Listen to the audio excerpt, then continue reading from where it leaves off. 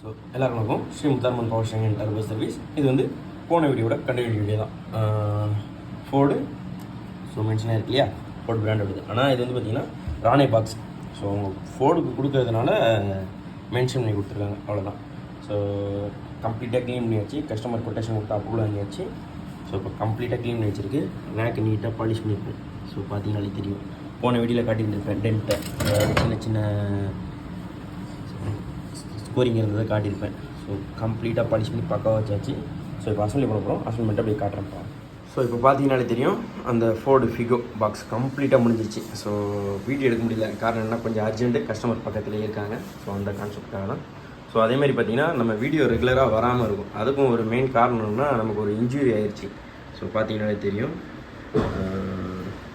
வண்டி செக் பண்ண போன இடத்துல ஃபேன் பெல்ட்டில் உள்ளே கை கொடுத்துட்டேன். ஆக்சுவலாக இது டிரைவர் ஃபால்ட்டு. சரி, ஓகே.